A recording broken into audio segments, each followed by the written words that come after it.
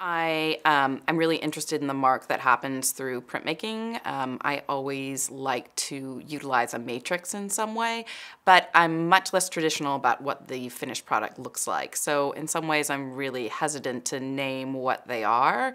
I think they're just works. You know, I was working on a series where I was carving, like traditional woodcuts, but those then became cast, and then they were cast in kiln glass, and then they became these objects that floated off the wall. So the idea that I'm utilizing printmaking, in a way, it's almost like it's a jumping off point, but I wouldn't call it the end point of what I do. I'm really interested in how data gets transferred into visual formats. So that's something that I work with quite extensively.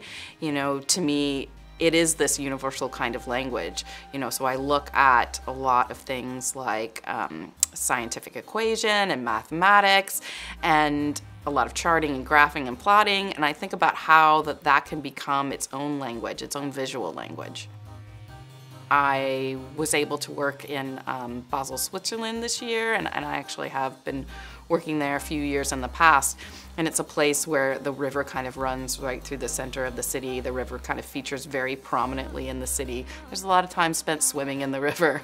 And so that was something that was really on my mind, like how the water moves, how it reacts to force, and there's an entire scientific inquiry, called cymatics that's based towards that and how that kind of reaction. And so I ended up thinking quite a lot about visuals, and a whole series developed just by that access to the river.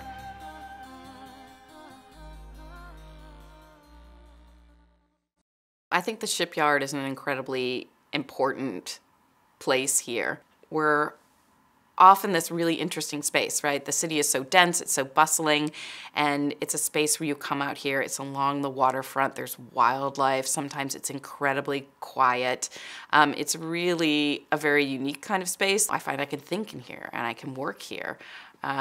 It's just somewhere that you never kind of expected is in the city. And I often meet people who haven't made it out here and don't know what a special place that it is. I've had a studio out here for 15 plus years. Many of the other artists that work alongside me have been there that long or even longer.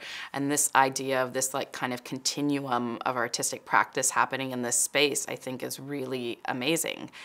There's not too many places I can think that are like that. And especially, living in the Bay Area, which can be really challenging. You hear stories that artists, getting pushed out on affordability.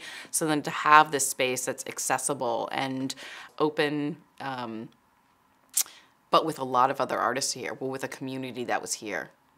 Open studios is such a way to really kind of engage with the community, and I have met so many people and had some really interesting conversations, some off-kilter conversations. Everyone brings so much to it. It's so much less formal than a gallery setting, and I think people really come to look at your work and to get to know you and about your process. And seeing that work and the space that it's created is something that's really unique and really unusual and I think really exciting. It is about meeting the artist and it is about engaging the artist, but it's also fun.